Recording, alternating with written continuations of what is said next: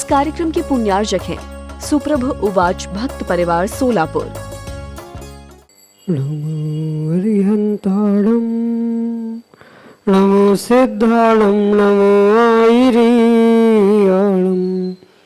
नमो अज्जायाणं नमो नयसाहुणं।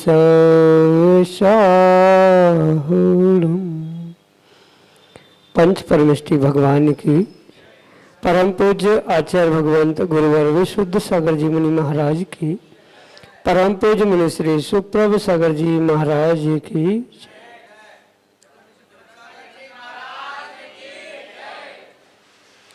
समीचीन विकल्पों का सम्यक समाधान।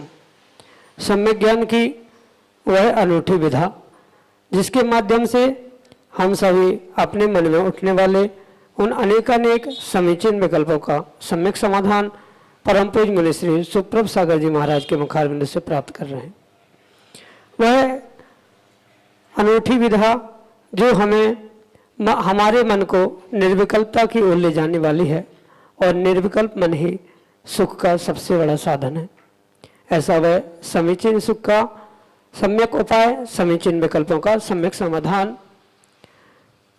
देश के विभिन्न प्रांतों से अनेक समीचीन विकल्प हमें यहाँ प्रतिदिन प्राप्त हो रहे हैं और परम पूज्य मुनि श्री आगम के परिप्रेक्ष्य में उनका हम सबको सम्यक समाधान प्रदान कर रहे हैं।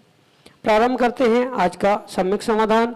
और आज का पहला विकल्प प्रतिष्ठाचार्य पंडित विनोद कुमार जैन, राजवास, मध्य प्रदेश से परम पूज्य मुनि श्री के चरणों में बारंबार नमोस्तु निवेदित करते हुए अपना समीचीन विकल्प रख रहे हैं कि महाराज जी, द्रव्य, तत्व और पदार्थ में क्या अंतर है।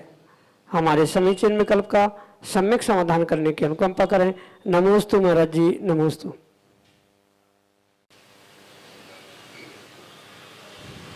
ओम नमः सिद्धम। परम पूज्य आचार्य भगवान गुरुवर विशुद्ध सागर जी महाराज की।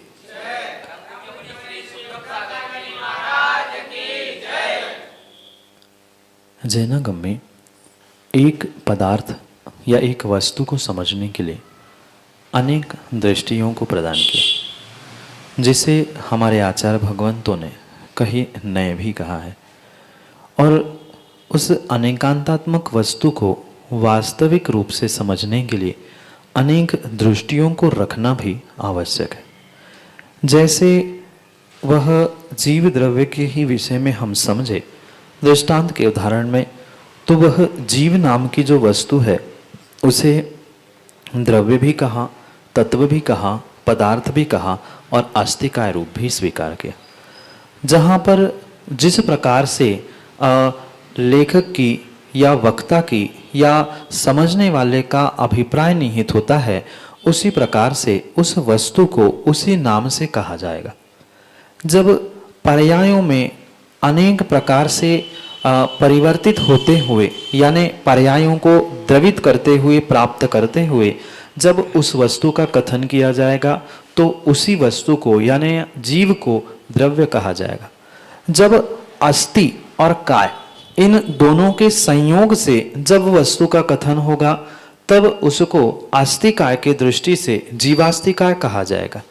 जबकि वस्तु यानी वह जीव एक ही था, एक ही प्रकार का था, पर कथन की अपेक्षा से, समझने और समझाने की अपेक्षा से कभी उसे द्रव्य, कभी तत्व, कभी अस्तिकाय और कभी पदार्थ कहा जाएगा। क्योंकि अक्सर आप देखना, इन चाहे 6 द्रव्य का कथन हो, 7 तत्वों का कथन हो, 9 पदार्थों का कथन हो या 5 अस्तिकायों का कथन हो, उनमें सबसे पहले कोई आता है तो वह जीव है।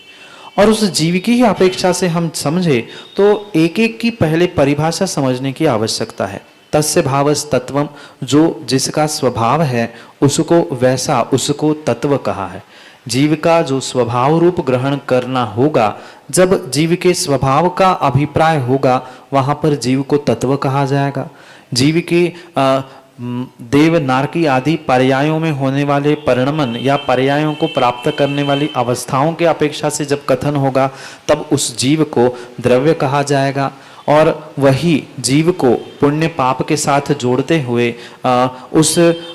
अनेक प्रकार से उसमें सत्व का ग्रहण करना होगा वहां पर उसे पदार्थ रूप से ग्रहण किया जाएगा और उसी जीव में अस्तित्व और कायत्व घटित करते हुए अस्तित्व कायत की अपेक्षा से जब कथन किया जाएगा वह अस्तिकाय यानी जीव अस्तिकाय के रूप से कथन करने योग्य या स्वीकार करने योग्य। भले ही एक ही पदार्थ है, एक ही वस्तु है, पर अनेक अपेक्षाओं से उसे भिन्न भिन्न कहा जाए।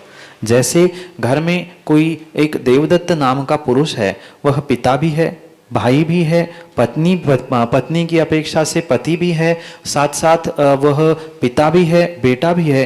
ये परस्पर विरुद्ध संबंध होने पर भी जैसे अनेक अपेक्षा से वह अनेकांतात्मक सिद्ध होता है, ऐसे ही स्वभाव की अपेक्षा से वही तत्व कहलाया जाएगा। पर्यायों की अपेक्षा से परिभ्रमण करने या पर्यायों को प्राप्त करने की अपेक्षा से, द्रवित होने की अपेक्षा से द्रव्य कहलाएगा। अस्तित्व और कायत्व की अपेक्षा से वही अस्तिकाय कहलाया जाएगा। इसी प्रकार से इन एक ही वस्तु में अनेक अपेक्षाओं से अनेक कथन और अनेक दृष्टियों को समझ के ही तत्व, पदार्थ, अस्तिकाय और द्रव्य आदि का चिंतन और ग्रहण करना योग्य है। यही आपके लिए सम्यक समझ है। अगला समीचीन विकल्प मुंबई महाराष्ट्र से चेतन प्रकाश जैन परम पूज्य मुनिश्री के चरणों में बारंबार नमोस्तु निवेदित करते हुए अपना समीचीन विकल्प रख रहे हैं कि महाराज जी, हमारे यहाँ मंदिर जी में देवादिदेव भगवान को शासन देवी देवताओं के पैरों में नीचे विराजमान कर रखा है, क्या यह उचित है? हमारे समीचीन विकल्प का सम्यक समाधान करने की अनुकंपा करें। नमोस्तु महाराज जी, नमोस्तु। शासन रक्षक देवी देवताओं की सत्ता होती है और वे परिपूर्ण रूप से होते हैं, इसका बहुत अच्छे से हमारे आचार्य भगवंतों ने आगम में वर्णन किया। पर इसका अर्थ ये नहीं है कि वे देवादिदेव अरहंत प्रभु के समतुल्य। किसी भी प्रकार से जो शासन रक्षक देवी देवताओं की व्याख्या या जो भी विषय हमें आगम में प्राप्त होता है, वहाँ आचार्य भगवान कहते हैं वे देवाधिदेव अरिहंत प्रभु के सेवक के रूप में हैं और वह देव शास्त्र गुरु की रक्षा करने के लिए शासन की रक्षा करने वाले वे चतुर निकाय के देवों में से कुछ निकाय के देव होते। इसलिए उनकी देवाधिदेव के साथ तुलना करना या उनको उनके साथ विराजमान करना ये किंचित भी योग्य नहीं है। मुख्यतः से कई सारे स्थानों में ये जो देखने में आता है, जिस वेदी पर देवादिदेव अरिहंत को विराजमान किया है उसी के समान यानी बिल्कुल उसके बगल से ही उनको विराजमान कर लेना या उनसे भी उच्च स्थान पर विराजमान करना, ये परिपूर्ण रूप से गलत है। ये अगर आपके यहाँ परंपरा है या कहीं विराजमान भी हुए हैं तो उनको इतनी मर्यादा से विराजमान करना होगा कि जैसे वह देवादिदेव अरिहंत ही हमारे लिए भगवान है और उस भगवान की देव शास्त्र गुरु की रक्षा के रूप में उनको अगर विराजमान किया है तो उनसे नीचे वाले स्थान में ही उनको विराजमान करना चाहिए। देवादिदेव अरिहंत के समतुल्य या उनके बराबरी से किसी भी प्रकार से उनको विराजमान करने की आज्ञा है ही नहीं है। अगर वह आज्ञा भी है तो वह परिपूर्ण रूप से मर्यादा का पालन करते हुए ही उसको दूरी पर उससे नीचे वाले स्थान पर विराजमान करना होगा, क्योंकि अरिहंत प्रभु हमारे लिए देवाधिदेव है और वे मात्र चतुर निकाय के देवों में से एक देव है और वे भले ही रक्षक है, भले ही सम्यक दृष्टि है, पर फिर भी अरिहंत के समकक्ष है ही नहीं है और कभी भी नहीं हो सकते। और जो आपने प्रकाश जी उस आपकी मंदिर की व्यवस्था के विषय में कहा है वो तो भिन्न विषय है, पर आगम की व्यवस्था तो यही है जहाँ देवादिदेव विराजमान होते हैं उनका परिपूर्ण रूप से उच्च स्थान होना चाहिए और उससे किसी भी प्रकार से दूरी और निम्न स्थान पर ही उन शासन रक्षक देवी और देवताओं को विराजमान करने की आज्ञा है। समान रूप से रखे हैं, एक बराबरी से रखे हैं तो परिपूर्ण रूप से दोष के भागी है, क्योंकि अरिहंत प्रभु और वे शासन रक्षक देवी देवता उनकी किसी भी प्रकार से तुलना नहीं हो सकती। वे महान अरिहंत भगवान बन चुके हैं और ये भगवान के रक्षक है, तो रक्षक देवी देवताओं को अपने ही स्थान में रखने की आवश्यकता है। उच्चासन देकर उनका अतिरेक करना किंचित भी योग्य नहीं है। जहाँ जहाँ इस अतिरेक को प्राप्त किया जा रहा है, दोनों प्रकार से बिल्कुल भगवान के बगल में रखना, भगवान से भी ऊंचा रखना, ये भी मिथ्यात्व है। और अगर शासन रक्षक देवी देवताओं को विराजमान है तो उनको बस नीचा स्थान दे के रखना होगा। अगर बराबरी या उच्चासन दे रहे तो भी गलत है, और अगर अलग ही कर रहे हैं तो भी गलत है। इसलिए आगम के परिप्रेक्ष्य में उनकी सत्ता को स्वीकार करते हुए देवादिदेव से भी वे नीचे है। देव, शास्त्र और गुरु, इन तीनों से उनका स्थान नीचे ही है। वह एक सामान्य सम्यक दृष्टि श्रावक के बराबर है। भले ही देव पर्याय क्यों ना हो, उनको अपने ही स्थान में नीचे ही रखना ही योग्य है। उच्चासन देना, बराबरी देना, अरिहंत प्रभु से ऊंचा कर लेना, ये किंचित भी योग्य नहीं है। यही आपके लिए सम्यक समाधान। अनुभव जैन कपासिया मढ़ौरा उत्तर प्रदेश से परम पूज्य मुनिषि के चरणों में बारंबार नमोस्तु निवेदित करते हुए अपना समीचीन विकल्प रख रहे हैं कि महाराज जी, नवदेवता पूजन में आता है कि नवदेवों को भक्तिवश कोटि कोटि प्रणाम। इसमें भक्तिवश से लेखक का क्या अभिप्राय है? क्या लेखक केवल भक्ति में ही नवदेवों को प्रणाम करना चाहते हैं या फिर कभी भी प्रणाम कर सकते हैं? हमारे समीचीन विकल्प का सम्यक समाधान करने की अनुकंपा करें। नमोस्तु महाराज जी, नमोस्तु। नवदेवों को भक्तिवश कोटि कोटि प्रणाम। यहाँ जो लेखक कवि का अभिप्राय है, उस अभिप्राय को समझना बहुत आवश्यक है। उन्होंने ये नहीं लिखा है कि भक्ति में मैं प्रणाम कर रहा हूँ, भक्ति के अलावा या पूजा के अलावा मेरा प्रणाम नहीं है, ऐसा वहाँ किंचित भी अभिप्राय नहीं। वहाँ कवि का यही अभिप्राय है, मैं जब जब नव देवताओं को नमस्कार करूं तब तब मैं भक्ति की वशीभूत होकर ही करूं। भक्ति से रहित होकर की गई ही क्रिया, भावों से रहित होकर की गई हुई क्रिया कभी भी फलीभूत नहीं होती। इसी बात को समझते हुए वहाँ पर कवि ने ये लिखा है कि भक्ति के वशीभूत होकर ही मैं प्रणाम कर रहा हूँ, मात्र दिखावे के लिए मैं कभी भी प्रणाम ना करूँ।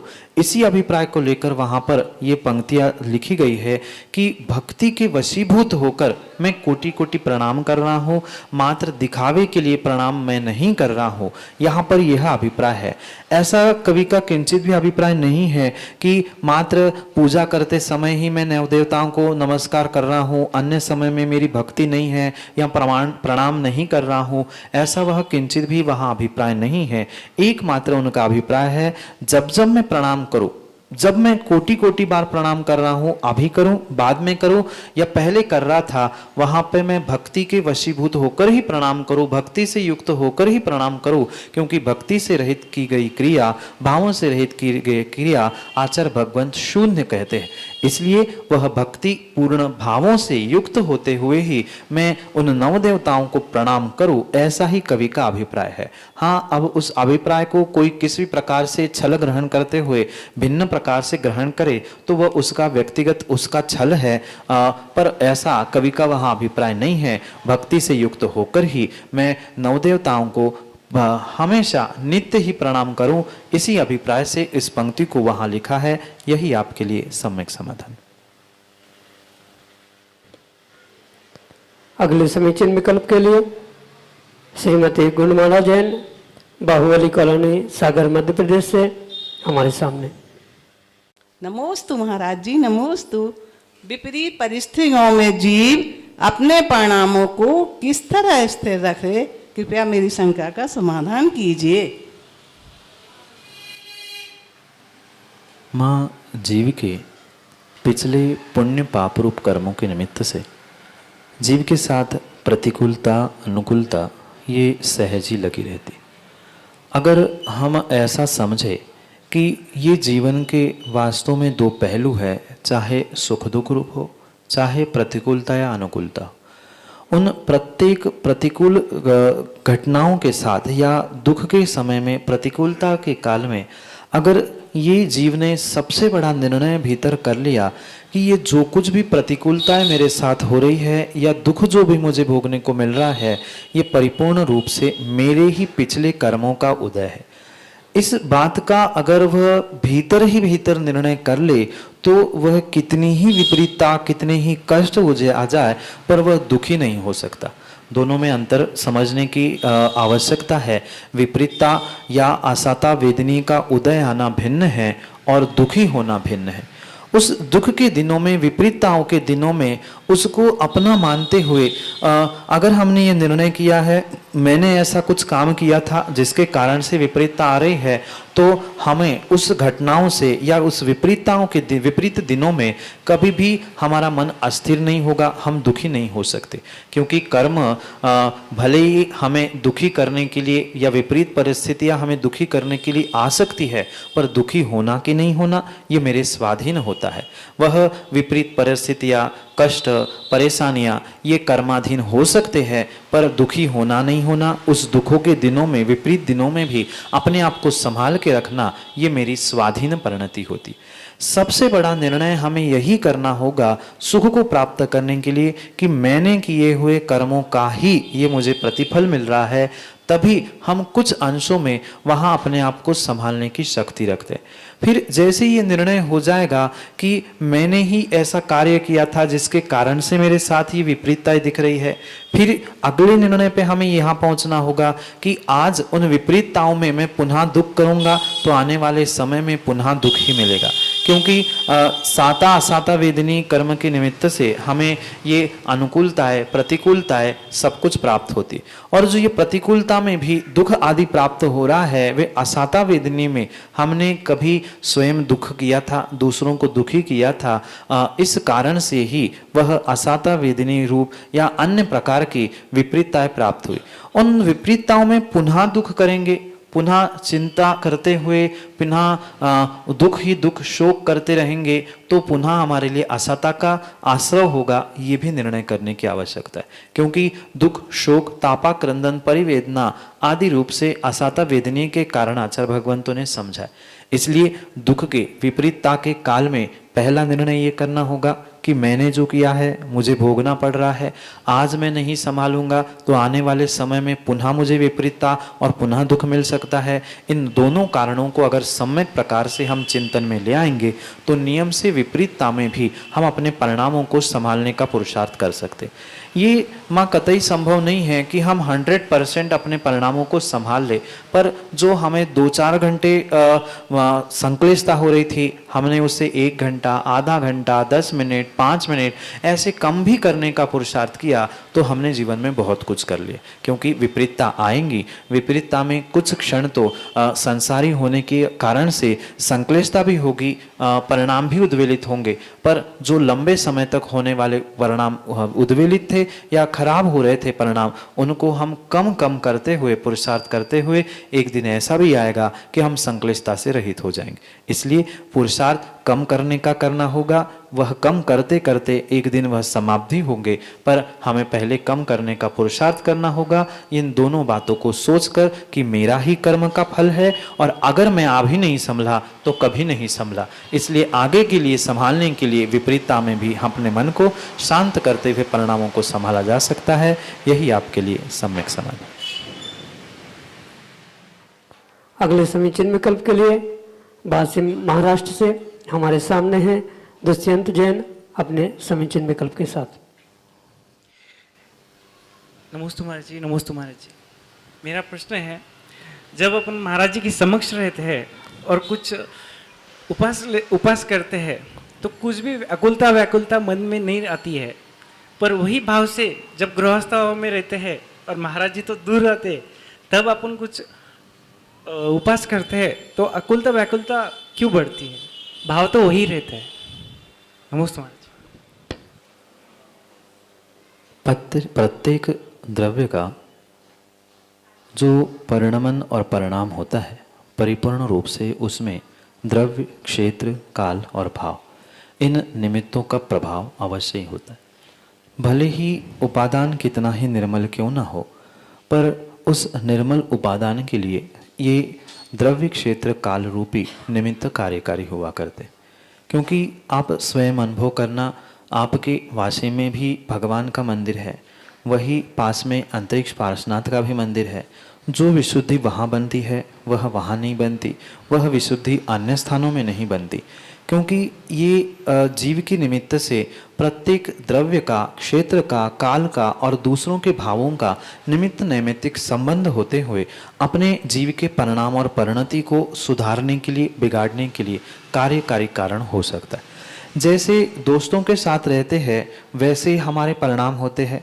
जब हम गुरु के पास रहते हैं तब हमारे भिन्न परिणाम होते हैं, और कहीं घर वालों के साथ रहते हैं तो हमारे भिन्न परिणाम होते हैं, जबकि आप तो एक ही थे।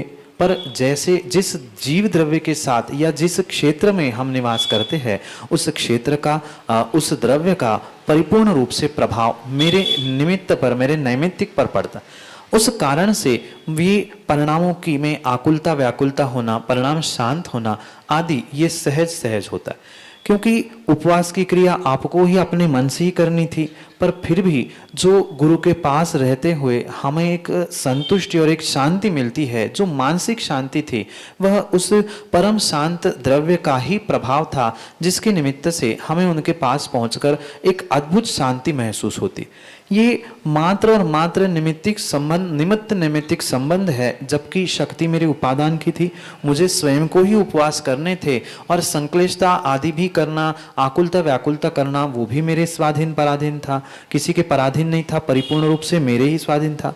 पर फिर भी उस विशेष रूप से गुरु के चरणों में पहुंचकर जो ये हमने अपने आप को संतुष्ट कर लिया, अब तो मैं गुरु के चरणों में आया हूँ, अब मुझे कोई आकुलता नहीं, जो भी होगा गुरु जी देख लेंगे, प्रभु जी देख लेंगे। ये जो निराकुलता की स्थिति हुई है वह उस द्रव्य की विशेष विशेष वर्गणाओं के निमित्त से हुई।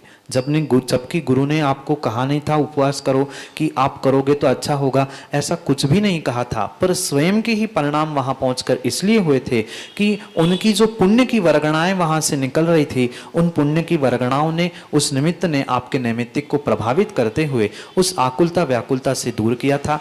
इस कारण से ही वह गुरु के पास पहुंचने से सहज रूप से वह परिणामों की शांति होना, ये द्रव्य क्षेत्र काल भाव रूपी निमित्तों का ही प्रभाव होता है, जिसके कारण से यह सहज परिणमन होता है। यही आपके लिए सम्यक समाधान। अगले समीचीन विकल्प के लिए हमारे सामने है लघुनंदन जैन, बेगमगंज मध्य प्रदेश से, अपने समीचीन विकल्प के साथ। नमोस्तु मुनिश्री, मेरा एक प्रश्न है, संसार का सबसे कठिन कार्य क्या है? कृपया मार्गदर्शित कीजिए।